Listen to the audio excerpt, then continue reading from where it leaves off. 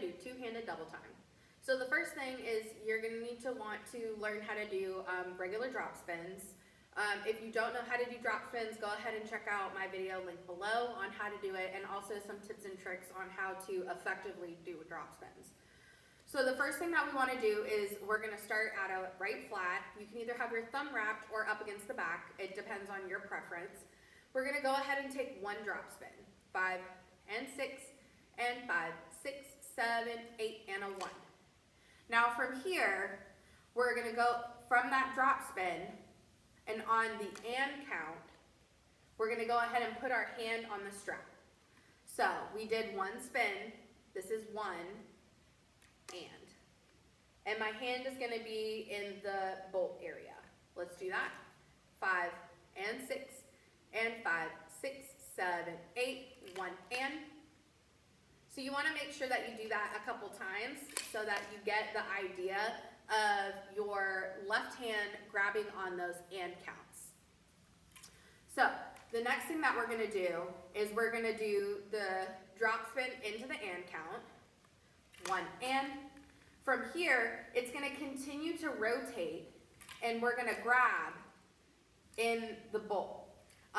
There's a little groove section right here in the bolt, and I find it really handy whenever I'm doing just like a couple counts at a time to go ahead and put my hand in that groove.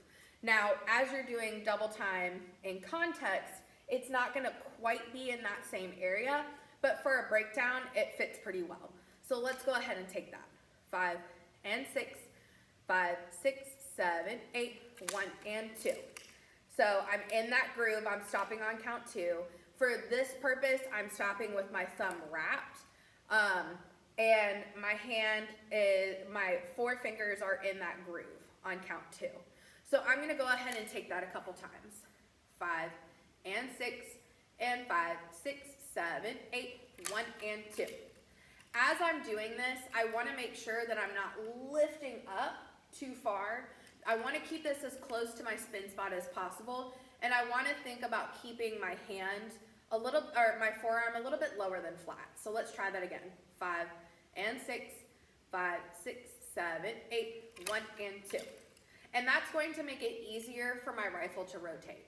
Now, what's happening is instead of your rifle doing like a full rotation, after you do that first spin, you're grabbing on the half every single time. So what's going to happen is you do that first spin to get that momentum going. Your left hand is going to grab on the strap on the and count, and then you're going to do from here a rotation, bringing that around, and you're going to grab it in the bolt. So what's happening is I'm doing a full rotation, a half rotation, a full rotation, a half rotation. And that is what gets you that double time. So from here, I do full, half, full. So 1 and 2. Now from here, I'm going to go back into the bolt on count 3.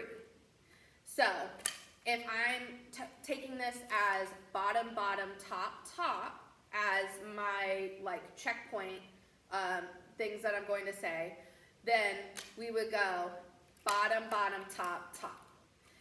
Or you can say strap, strap, bolt, bolt. So let's do that. 5 and 6 and 5, 6, 7, 8, strap, strap, bolt, bolt. And so it's not going to be even counts like strap, strap, bolt, bolt, or bottom, bottom, top, top. It's going to go bottom, bottom, top, top, bottom, bottom, top, top, bottom, bottom, top, top, strap, strap, bolt, bolt, 1 and 2 and. So you want to think about those counts and that kind of rhythm, and that's going to help you get this. So let's go ahead and take those 4 hand grabs again. So we have bottom, bottom, top, top. As I'm doing this, I want to keep this low, because from here, what's going to happen is it's going to do a full rotation, and it's going to go back into my hand. So I don't want to think about traveling up. As I'm doing this, I want to keep this as low as possible, low as possible. Now, there's going to be a little bit of lift up. That's going to be normal. So make sure that as you're doing this, that you're really thinking about pressing those forearms down. And again, if you're confused with it, take it one step at a time. Take the spin. 5, 6, 7, 8, and a 1. Now we do 1 and. 5, 6, 7, 8, 1 and. Now we do count 2. 5, 6, 7, 8, 1 and 2. Having problems with that? Say bottom, bottom, top. 5, 6, 7, 8, bottom, bottom, top. Now let's go bottom, bottom, top, top. 5, 6, 7, 8, bottom, bottom, top, top. And then you would go back to the bottom. So what I would do is when I'm taking this, I would take it bottom, bottom, top, top, bottom, just a couple times. So let's go ahead and take that. 5, 6, 7, 8, bottom, bottom, top, top, bottom. Making sure that I'm keeping my spin spot where it needs to be and I'm not lifting up past my sternum level. So that would be 1 and 2 and 3. Let's try that again with counts now. 5, 6, 7, 8, 1 and 2 and a 3. So as I'm going into these hand grabs, my hands, I'm really using my 2 fingers and my thumb. Once you get comfortable with these hand grabs, you really only have to use like 2 fingers or 3 fingers, and it can just roll off your fingers. If you don't know what I'm talking about, if you go ahead and watch the interrupt video, that kind of teaches you that rollover technique that I'm talking about, which basically means if you were just to stick your hand out money hand style, the rifle would roll over it. So what I would do is once you get a hang of drop spins, I would go ahead and learn interrupts because those are a good like kind of intermediary between the 2 exercises, and it helps you understand how not to have a death grip whenever you're doing double time. And then from there, go into this video, making sure that you really understand double time. So let's do 3 counts. 5 and 6 and 5, 6, 7, 8, 1 and 2 and 3.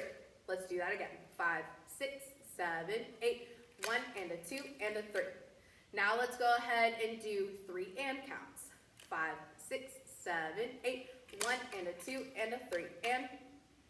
And so each time you're learning double time, what you want to do is you want to keep building up. So I would go 3 and, then I would do count 4, then I would do count 4 and. And if you start to get confused, go back to bottom, bottom, top, top. So if I were to do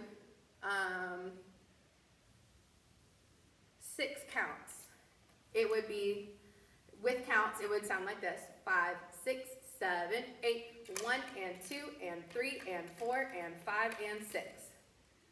So 6 would be my up count. And then from here, I would have and 7.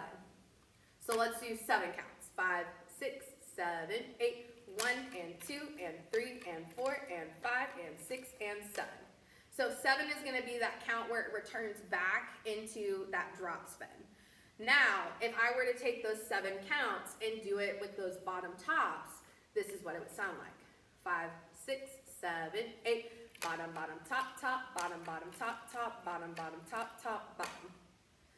So make sure that if you are having difficulty remembering the pattern, you go back to saying what you're doing with those 2 bottoms and 2 tops. And then once you get comfortable and you understand how those counts work, then you can go back to counting normally. Don't forget that whenever you're doing those counts, like 1 is with that right hand and is going to be with that left hand. So if I were to do 7 counts, 5, 6, 7, push, 1 and 3 and 4 and 5 and 6 and 7. So every time I have that whole count, I'm grabbing with my right hand, and every time I have that and count, I'm grabbing with my left hand.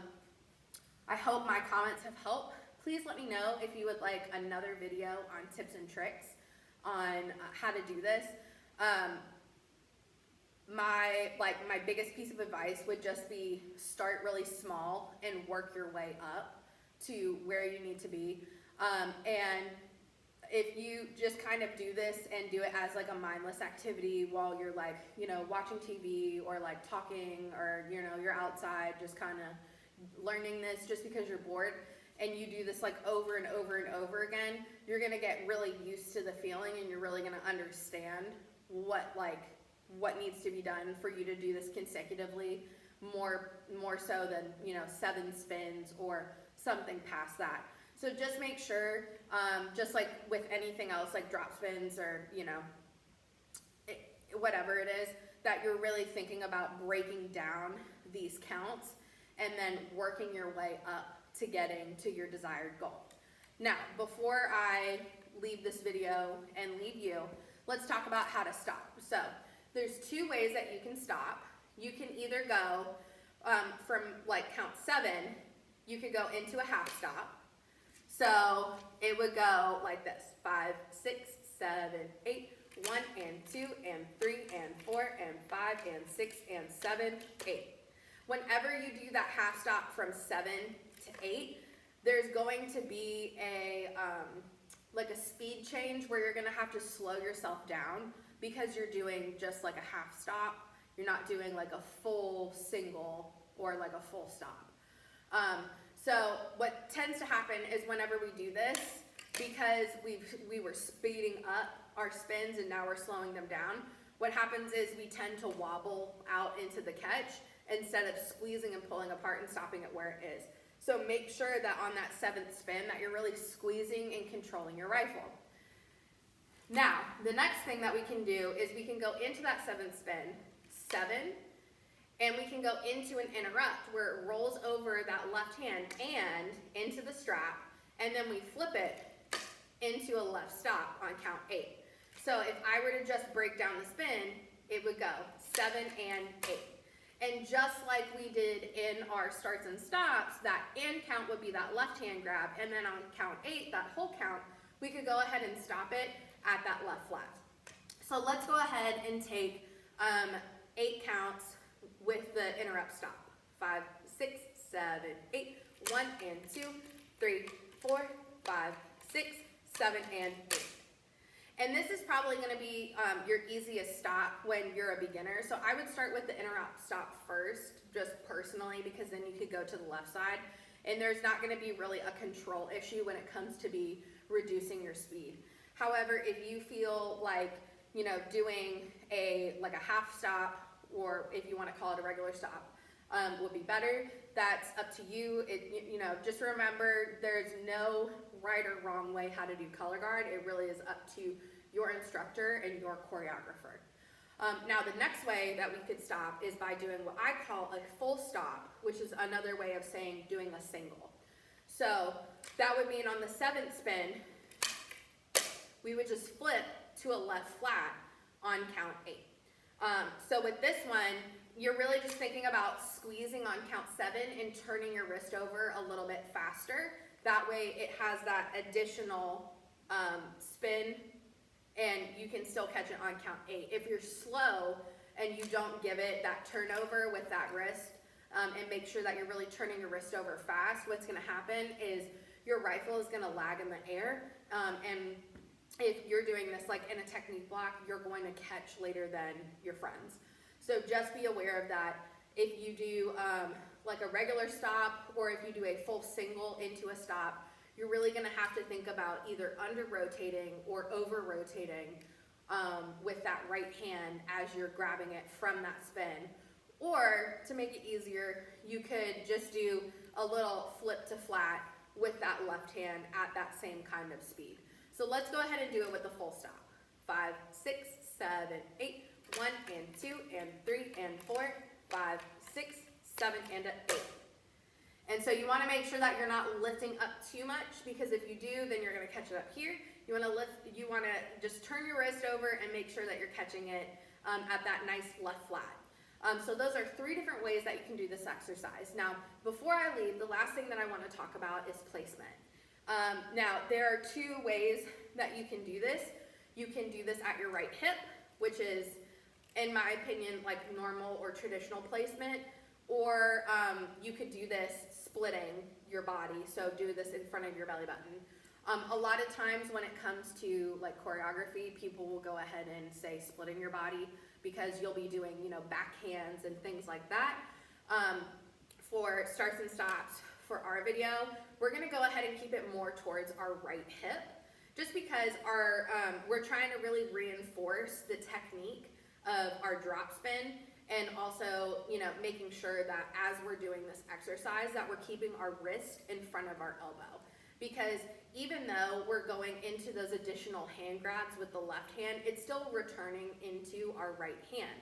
So it's really important that we're thinking about that drop spin technique as we're going into this, and we're not pulling our right hand over too far to the left or pulling it too far to the right, because 9 times out of 10, what's going to happen is you're going to lose control of your rifle. So just make sure that you're thinking about those things as you're going into this exercise. I hope my comments are helpful, and if you need an additional video on like tips and tricks or anything like that, if you have any questions, go ahead and just comment below, or if you're my student, you can go ahead and reach out to me and, you know, message me through Remind or email me. And that's the breakdown video on how to do two-handed double time.